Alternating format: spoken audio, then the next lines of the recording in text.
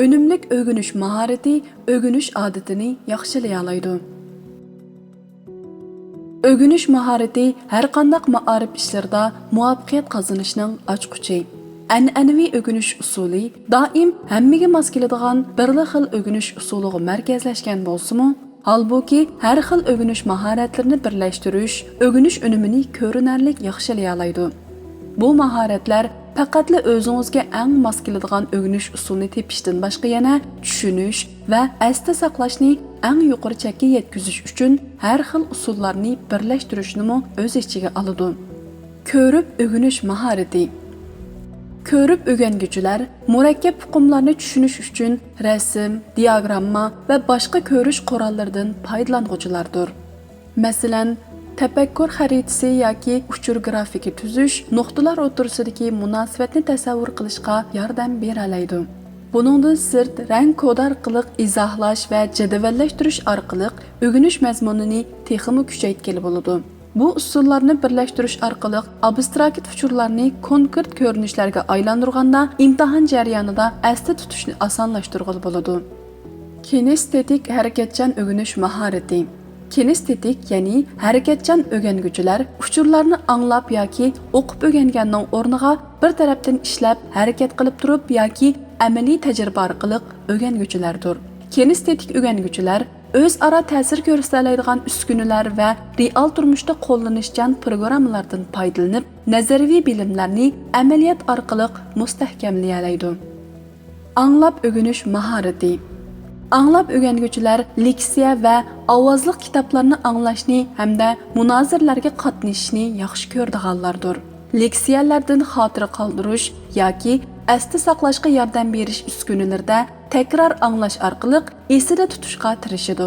Mubodo o'rganishga podkast va musiqalarni qo'shganda esda saqlashga yordam berib qolmay, o'rganishni texnik qiziqarli va jonli qilg'ili bo'ladi.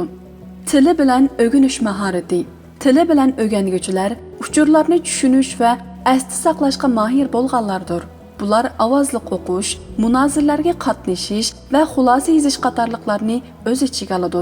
Umumyuzlik planlarni inchik tuzish va qiziqarli munozirlarga aktiv qatnashish qatorliqlar til orqali bir taraf qilish qobiliyatini texnik yuqori ko'tarib, murakkab temalarni tushunishni osonlashtirib beradi.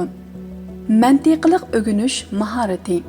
Mantiqliq o'rganguvchilar qurilmalar, andizalar va masalalarni hal qilishga mahir bo'lganlardir. Masalalarni mantiqliq o'ylash, tafsiliy xotira qoldirish hamda tanlamalarni amaliy turmushga moslashtirib qo'llanish, abstrakt hukmlarni tushunishga yordam bera oladi. Pomodoro texnikasiga o'xshash sistemalik o'rganish usulini qo'llanish, diqqatni markazlashtirish va ishlab chiqarish unumining eshishiga yordam bera oladi. Pomodoro italiycha pomidor degan so'zdan kelgan bo'lib, Pomodoro texnikasi 1980-yillarning oxirida Francesco Cirillo tomonidan ijod qilingan. U bir xil vaqt boshqarish usuli bo'lib, diqqatni markazlashtirish va jo'shqinlikni saqlash metodi deb ataladi. Odatda 25 minut diqqatni markazlashtirib ishlash yoki o'rganish, ondan 5 minut dam olish hamda mushundaq ravishda takrorlashni ko'rsatadi. İjtimoiy aloqa orqali o'rganish mahorati.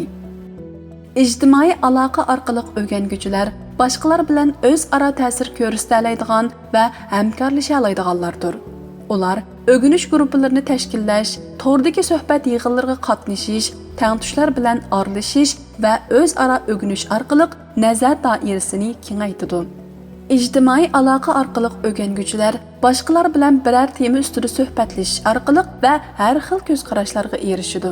Bu tushunishni cho'nqurlashtirish bilan birga o'rganishni texnik huzurli ishga aylantiradi. Yolg'iz o'rganish mahorati.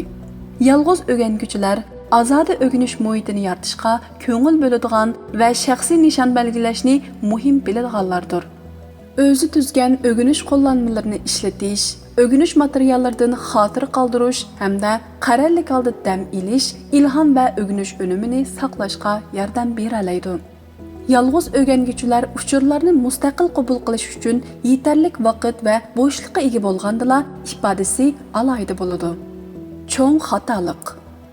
ko'pincha kishilar sodir qiladigan cho'ng bir savallik bo'lsa, bir xil o'rganish uslubiga amal qilish yetarli deb qarashdir. Amaliyotda o'rganish unumini o'stirish har xil mahoratlarni birlashtirishni talab qiladi. Faqat bir xil metodga yepishib qolganda materiallardan to'liq foydalanish iqtidori cheklamaga uchraydi. Uning aksicha bo'lganda har xil o'rganish mahoratlari orqali o'xshamagan fanlarni o'rgangili hamda tushunchni cho'nqurlashtirg'ili bo'ladi. Har xil o'rganish mahoratlarini egilganda insonlar o'zining ehtiyojini qondirib qolmay, yana yangi bilimlarni egillash iqtidorini oshira oladi. Shunisi aniqki, eng muvaffaqiyat qozongan o'rganuvchilar o'zining barliq o'rganish mahoratlarini apchillik bilan moslashtira oladiganlardir.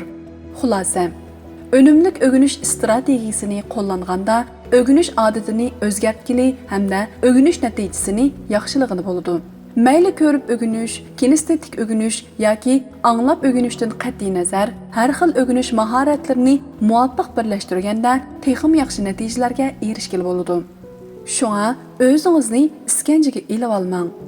O'xshamagan mahoratlarni yetildirgandala o'zingizga eng mos keladigan o'rganish uslubini tepib chiqa olasiz.